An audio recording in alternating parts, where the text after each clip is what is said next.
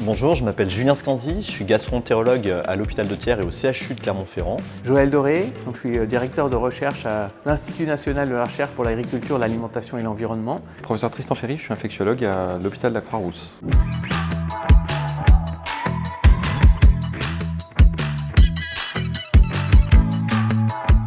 Chacun possède plusieurs centaines d'espèces de bactéries, certaines qui sont censées être plus bénéfiques que d'autres, mais l'essentiel c'est qu'elles cohabitent, qu'il y a un écosystème qui fonctionne en harmonie avec notre organisme humain. Il semblerait quand même, d'après certaines études, que certaines soient plus bénéfiques que d'autres, et notamment certaines auraient des fonctions, des activités bénéfiques dans le fonctionnement de notre organisme. Par exemple, Faecalibacterium prausnitzi aurait tout un tas d'actions positives, et notamment une action anti-inflammatoire au niveau des intestins. C'est aussi un carburant, l'énergie pour le fonctionnement de nos intestins. Donc, je vais insister beaucoup sur le fait que vous êtes humain, mais vous êtes aussi microbien.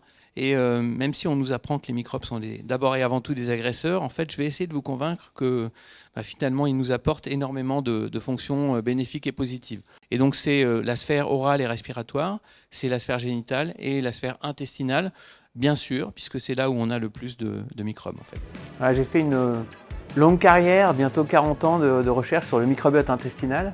Et j'ai pu, dans ma carrière, avec grand bonheur, expérimenter ce passage de la recherche académique à l'industrie, en accompagnant la création de start-up, en fait. Et la première que j'ai accompagnée, c'est MadPharma, qui est basée à Lyon, et qui conditionne des contenus intestinaux humains pour faire du transfert de microbiote fécal pour accompagner des patients qui sont traités pour un cancer.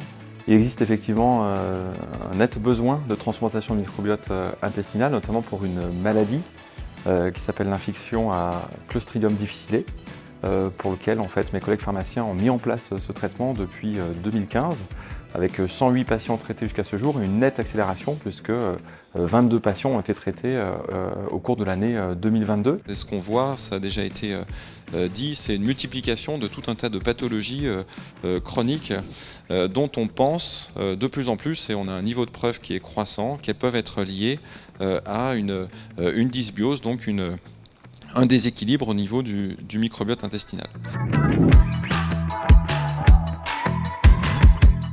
L'idée, c'est quand même d'essayer de maintenir, de préserver un maximum cet écosystème microbien qui vit en nous et qui nous aide à rester en bonne santé.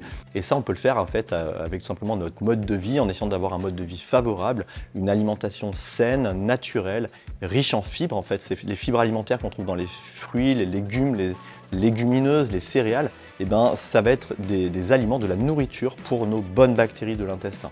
Également, l'activité physique régulière, un bon temps de sommeil, etc. sont également des facteurs qui vont avoir un impact positif sur notre microbiote intestinal.